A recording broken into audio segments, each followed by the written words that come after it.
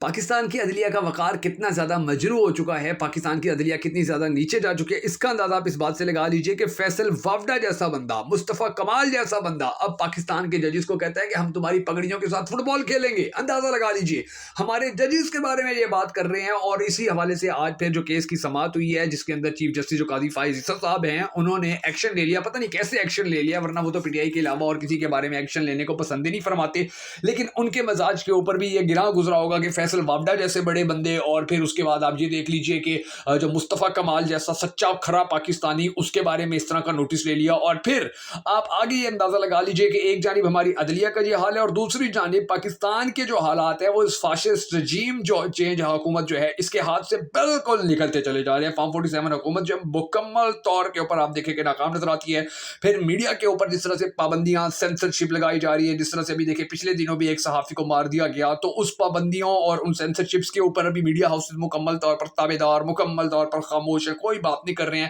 یہی سوچ رہے ہیں کہ اس کے اوپر پابندی لگی ہے، ہمارے اوپر تھوڑی لگی ہے، اور یہ ان کو بھول گیا کہ یہ پابندیاں آہستہ آہستہ ان کے اوپر بھی لگنا شروع ہو رہی ہیں۔ پھر دوسری طرف آپ یہ دیکھیے کہ جس طرح سے عدلیہ کو نشانہ بنایا جا رہا ہے، یعنی کہ اب میڈیا کے لوگ بھی اس کے اندر استعمال ہو رہے ہیں، میڈیا کے لوگ بھی ایسے لوگوں کو بلاتے ہیں اور پھر وہ ایسی غلط باتیں کر جاتے ہیں۔ جسٹس اسٹار صاحب جو ہیں وہ بھی اب دیکھیں بڑے کھل کر سامنے آ چکے ہیں، اور ان کے علاوہ اور ججز نے بھی پھر اس چیز کا نوٹس لیا ہے۔ آج فیصل وافدہ صاحب جو ہیں وہ قاضی صاحب کی عدالت کے اندر ان کو پیش ہونا تھا، اس کیس کی آج سماعت ہوئی ہے۔ عدالت نے پوچھا جی چیف جسٹس صاحب جو ہیں کہ کیا یہ پروسیکیوٹر سے پوچھا کہ کیا آپ نے پریس کانفرنس سنی، تو اس نے کہا جی میں نے تو نہیں سنی ہوئی۔ تو پھر انہوں نے پوچھا اچھا یہ بتاؤ کہ میرے خلاف جو باتیں ہو رہی ہیں وہ سو ہوتی رہیں، لیکن عدلیہ کے خلاف کوئی ایسی بات نہ ہو، اور اس پریس کانفرنس کے اندر کیا کوئی توہین آمیز بات تھی یا نہیں۔ اب یہ صورتحال ناظرین گرامی دیکھیں اس حد تک آ گئی ہے کہ فیصل وافدہ اور مصطفیٰ کمال کو پھر نوٹس جاری کر دیے گئے کہ تمہیں طلب کیا گیا اور ہر صورت تم نے عدالت آنا ہے۔ ان کے علاوہ آپ یہ دیکھیں گورنر سندھ کامران ٹسوری صاحب جو ہیں، عطا تارڑ صاحب جو ہیں، وہ بھی انہی کے نقش قدم پر ہیں، لیکن ان کے بارے میں اب تک کوئی ایسی بات نہیں کی ہے، کوئی ایسا ایکشن نہیں ہو سکا۔ اور یہ پھر دیکھیے کہ اگر یہ لوگ ایوان کے اندر بات کرتے اس طرح سے کہ جی ہم ججز کی جو پگڑی ہے ان کے ساتھ فٹ بال کھیلیں گے، تو پھر یہ بات آ جاتی ہے یہ حکومت یہ سب کچھ کروا رہی ہے، اس لیے یہ ایوان سے پریس کانفرنس کرتے ہوئے انہوں نے یہ بات کر دی۔ حالانکہ ایمان کے اندر ایسی بات کرتے تو ان کے پھنسنے کے چانسز نہیں تھے، لیکن انہوں نے باہر آ کے ایسی باتیں کی کہ جی حکومت بھی بچ جائے اور ہمارا مدعا بھی پورا ہو جائے۔ پھر آپ یہ دیکھ لیجیے ناظرین گرامی کہ پریس کانفرنس کے اندر انہوں نے اور بھی بڑی بڑی غلط باتیں کی، اور جو چیف جسٹس صاحب تھے ہمارے قاضی صاحب، انہوں نے کہا جی ہمارا تو جو عدلیہ کا نظام ہے وہ پوری دنیا کے اندر انڈیکس میں 137ویں نمبر پر ہے، اور کشمیر کا جو کمشنر تھا، جو راولپنڈی کا کمشنر تھا، کمشنر راولپنڈی، اس نے میرے اوپر دھاندلی کا الزام لگایا، اور بھلا یہ سوال یہ پوچھا جانا چاہیے تھا کہ میں ایسا کیوں کروں گا۔ تو سمیع ابراہیم صاحب نے اس کے اوپر بڑی زبردست بات کی، انہوں نے کہا ہے کہ جی بات یہ ہے کہ ہم کیا اگر کمشنر راولپنڈی نے الزام لگایا تھا کہ جی جو اس نے تو یہ کہا تھا کہ مجھے اور چیف جسٹس صاحب کو جو ہے اور چیف الیکشن کمشنر کو پھانسی پہ لٹکایا جانا چاہیے کیونکہ ہم نے عوام کا مینڈیٹ چوری کیا ہے، تو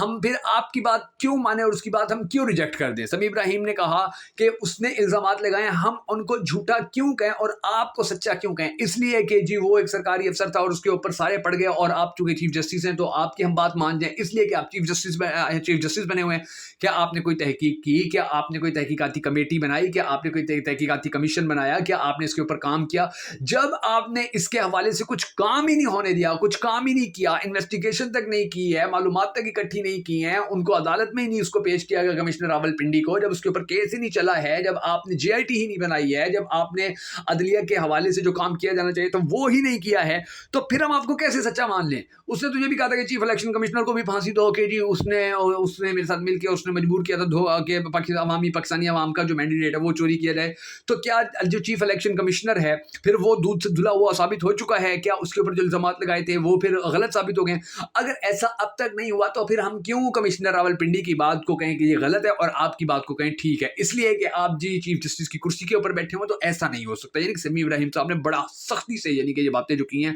ان کے ویلاگ کے اندر، انہوں نے بڑی کام کی باتیں اور بھی کی ہیں۔ اب سچویشن ناظرین گرامی آپ یہ دیکھ لیجئے کہ پاکستان کے اندر اس وقت ہماری جو عدلیہ ہے اس کے ساتھ کیا چل رہا ہے، اس کے بارے میں کیا چیز کیا دیکھیں۔ اب یہ پاکستان ہمارے چیف جسٹس صاحب جو ہیں قاضی فائز عیسیٰ صاحب، وہ ایک فیصلہ لیتے ہیں، وہ کہتے ہیں کہ جی جو اہم ترین کیسز ہوں گے ان کی جو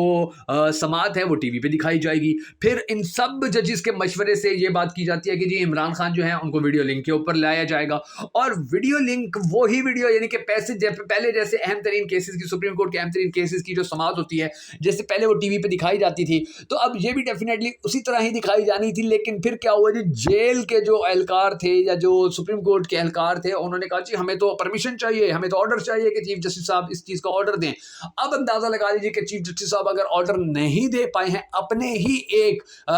एक जजमेंट के ऊपर, अगर वो इम्प्लीमेंट नहीं करवा पाए हैं, तो फिर उनकी क्या यानी कि कैलिबर है उनका, या वो कितने एक ताकतवर हैं, या उनकी जो असर और रसूख है वो कितना है कि वो अपने ही हुक्म के ऊपर इम्प्लीमेंट नहीं करवा सके हैं। बल्कि अपने ही हुक्म के ऊपर क्या, उन्होंने बाकायदा और जजेस के साथ, क्योंकि जब ये कहा गया था कि जी इमरान खान को वीडियो लिंक के जरिए बुलाया जाए जस्टिस अतर मिनल्ला साहब की जानिब से, तो फिर ये सारे जजेस अंदर चले गए थे। इन्होंने मशावरत के बाद फिर ये जजेस आए और चीफ जस्टिस काजी फाइज ईसा जो है उन्होंने कहा कि जी उनको वीडियो लिंक के ऊपर बुलाया जाए हर सूरत। तो इनकी सब जजेस की मशावरत के बावजूद भी अगर इनके अहकामात की पाबंदी नहीं की जाती है, अगर वो देखिए वो वीडियो लिंक के जरिए मीडिया को नहीं दिखाया गया, तो फिर आप अंदाज़ा लगा लीजिए कि ये कितने क्रेडिबिलिटी है इनके फैसलों की, या इनकी बातों की, या इनके अल्फाज की, या इनके लहजे की, या इनके रिमार्क्स की। वो फिर क्या क्रेडिबिलिटी होगी जब ये अपनी बात ही पूरी दुनिया के सामने नहीं मनवा पाए हैं। अब देखिए, अब काजी साहब को किसी ने फोर्स तो किया नहीं था, मजबूर तो किया नहीं था कि जी आप ये टीवी के ऊपर दिखाने वाला काम आप करें।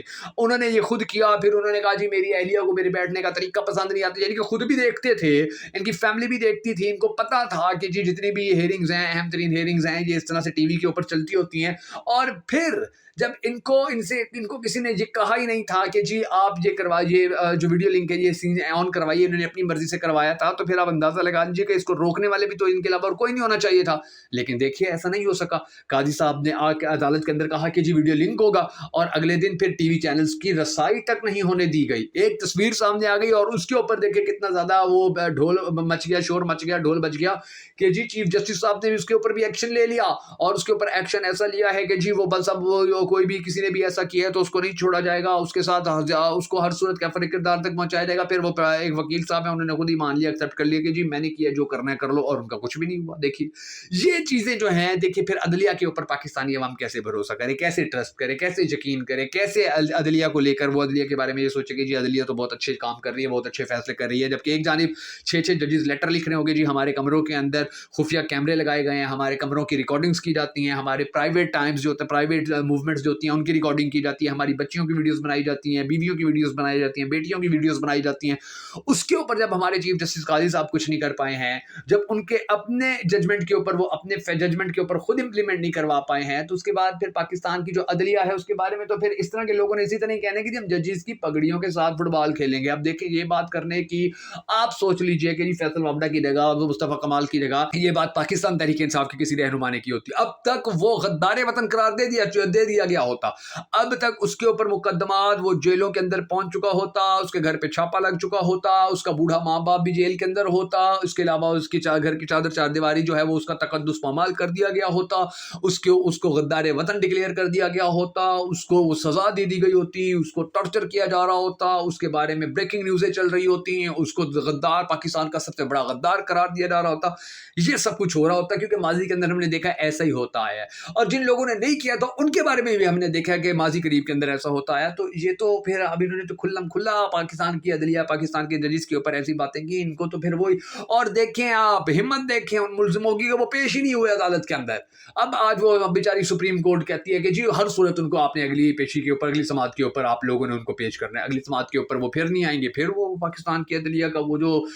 नंबर 137वां है, फिर वो पता नहीं अगर 337 मुल्क हो तो फिर 337। ये सिचुएशन नाज़रीन ग्रामी, इन सिचुएशन, इन हालात के अंदर इन बातों के होते हुए, इन कामों के होते हुए फिर कौन पाकिस्तान के अदलिया के ऊपर भरोसा करेगा, कौन पाकिस्तान के अदलिया को अच्छे रैंक के अंदर लेकर आएगा? कोई ऐसी, जब तक हमारे जजेस खुद अपनी इज्जत नहीं बनवा सकेंगे, इज्जत नहीं करवा सकेंगे, दुनिया की कोई ताकत ना इनकी इज्जत करेगी, ना इनको इज्जत दिलवा सकेगी, और ना ये इज्जत हासिल कर सकेंगे। और इज्जत हासिल करने का सबसे अच्छा तरीका तो यही था कि जल्द इंसाफ किया जाता, तेज इंसाफ किया जाता। लेकिन पाकिस्तान की जो अदलिया है वो आप देखिए कि गाजी साहब के आने के बाद हमारी पाकिस्तान की जो अदलिया है वो दुनिया की रैंकिंग के अंदर बेहतर नहीं हुई है, बदतर जरूर हो गई है, बेहतर नहीं हुई है। और अदलिया के हवाले से जो प्रॉब्लम्स पाकिस्तान को माजी के अंदर थे वो ज्यादा गंभीर हुए हैं, वो खत्म नहीं हुए, वो ज्यादा गंभीर होके पाकिस्तानियों के गले पड़े हुए हैं। यानी कि अंदाजा लगा लीजिए कि पहले एक बंदा है वो पुलिस से लुट पिट के फिर अदलिया के अंदर जाता है, वहां पर सारी जिंदगी धक्के खाते रहते हैं, केस इनके खत्म नहीं होते। तो ये जो चीजें हैं काजी साहब, इनके होते हुए फिर आप पाकिस्तान की अदलिया, क्या आप अपने बारे में भी कोई पॉजिटिव राय कायम नहीं करवा सकते हैं? आपके बारे में सोशल मीडिया के ऊपर जो बातें की जाती हैं, जो बातें वो खैर خیر آپ تو سوشل میڈیا دیکھتے نہیں، بلکہ آپ تو کچھ عرصہ پہلے تک ٹی وی بھی نہیں دیکھتے تھے جب تک آپ کی اہلیہ نے آپ کو یہ نہیں بتایا تھا کہ آپ ٹھیک ہو کے بیٹھا کریں. تو اس کے بعد سے ہی آپ نے ٹی وی شاید دیکھنا شروع کیا. تو آپ کو تو نہیں پتا کہ سوشل میڈیا کے اوپر کیا چلتا ہے آپ کے بارے میں، ٹی وی کے اوپر کیا چلتا ہے. بہرحال اللہ تبارک و تعالیٰ سے دعا ہے کہ اللہ تبارک و تعالیٰ ہمارے ملک کے حالات کے اوپر رحم فرمائے اور پاکستان کو دنیا کے ترقی یافتہ ممالک کی صف میں کھڑا ہونے میں کامیاب کرے. اگر آپ بھی اس دعا میں شامل ہونا چاہیں تو کمنٹ سیکشن میں آمین لکھ کر ہماری اس ویڈیو کو لائک اور شیئر ضرور کر دیجیے گا.